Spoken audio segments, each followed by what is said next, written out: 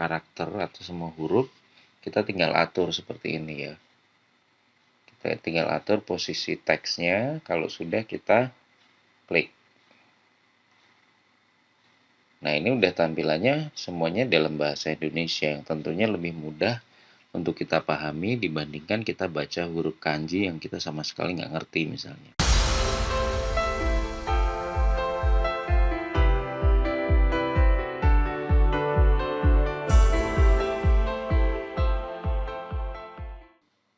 Halo teman-teman sekalian, pada video tutorial kali ini saya akan membahas salah satu fitur yang ada pada handphone Android kita yang barangkali jarang kita gunakan dan kita nggak tahu nih fungsinya buat apa.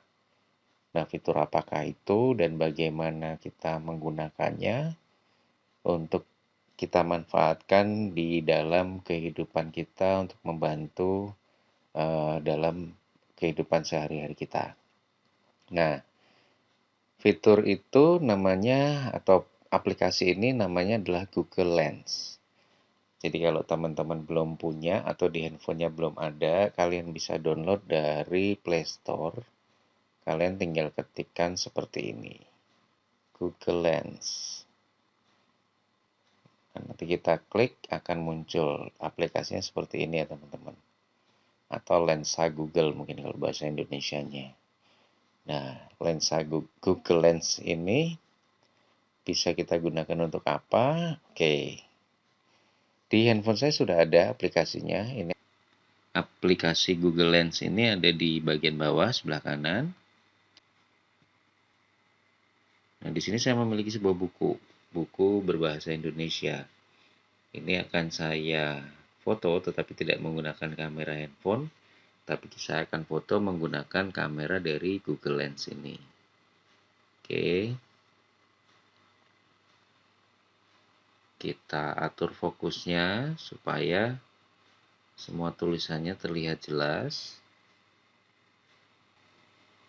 Kita buka aplikasinya seperti ini, kemudian kita geser ke bagian translate. Kemudian kita arahkan kameranya ini ke halaman buku yang akan kita foto. Kalau sudah, kita klik tombol di sini. Nah, ini di sini kebetulan ini adalah bukunya bahasa Indonesia. Saya nggak akan translate ke bahasa lain, tapi saya akan klik tombol listen. Punya Henrietta. Cukup praktis, aku tahu kau takkan membaca ini sampai aku pergi. Tapi hanya untuk jaga-jaga aku lupa karena terlalu bekomana dengan pemikiran kau akan mulai kulan. Aku ingin mengatakan sesuatu pada aplikasi ini. Saya kembali lagi ke aplikasinya.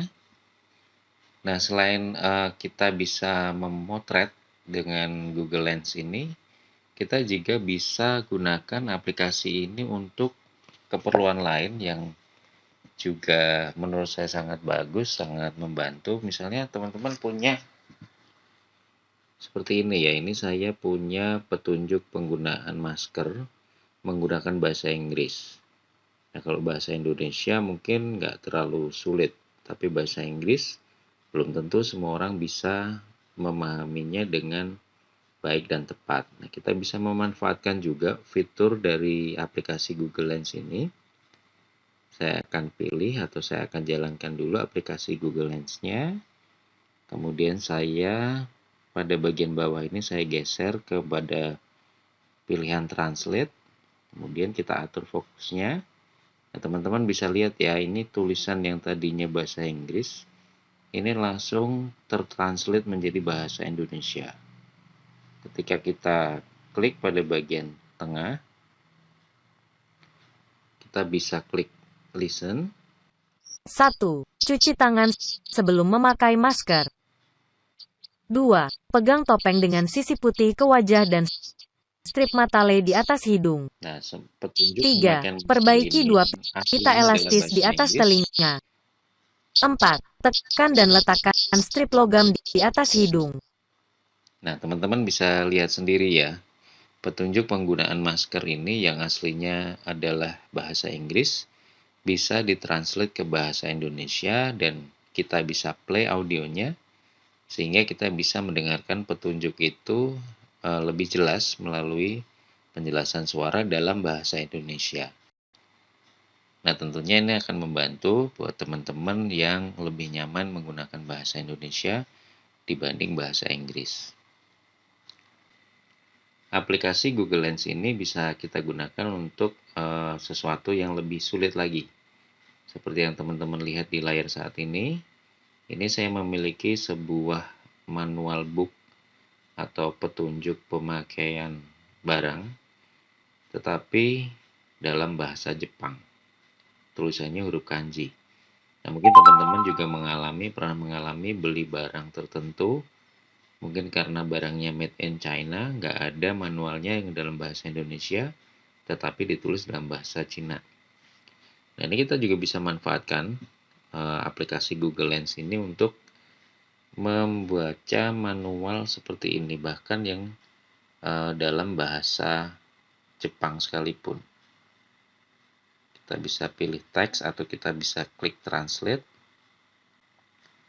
Nah, di sini aplikasi ini sudah menyesuaikan. Nah, teman-teman lihat pada bagian atas ini dia udah melihat bahwa ini adalah bahasa Jepang dan ditranslate ke bahasa Indonesia. Untuk dapat mengcapture semua karakter atau semua huruf, kita tinggal atur seperti ini ya. Kita tinggal atur posisi teksnya, kalau sudah kita klik. Nah, ini udah tampilannya semuanya dalam bahasa Indonesia yang tentunya lebih mudah untuk kita pahami dibandingkan kita baca huruf kanji yang kita sama sekali nggak ngerti misalnya. Nah, kalau kita mau play, kita juga bisa. Kita klik tombol list. Penyelesaian masalah. Tentang penyiapan dan pengaturan. 1. Saya kehilangan CD saya.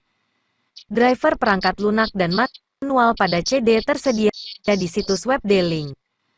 Silakan. Nah, setidaknya dengan aplikasi ini kita dapat mengetahui apa yang disampaikan dari manual book yang dalam bahasa Jepang tadi, sehingga kita dapat memahami, oh ternyata isinya itu adalah petunjuk kalau kita sampai kehilangan CD driver. Contohnya seperti itu teman-teman. Dan ini bisa teman-teman gunakan untuk hal-hal lain, khususnya yang berhubungan dengan bahasa asing atau berhubungan dengan artikel-artikel yang menggunakan huruf-huruf yang lain yang biasa kita temukan dalam kehidupan sehari-hari. Kita bisa manfaatkan aplikasi Google Lens ini untuk membantu kita memahami informasi yang kita tidak tahu karena memang menggunakan huruf asing atau menggunakan bahasa asing dalam penulisannya. Masih ada fitur-fitur yang lain lagi, tapi kita akan bahas pada kesempatan yang lain.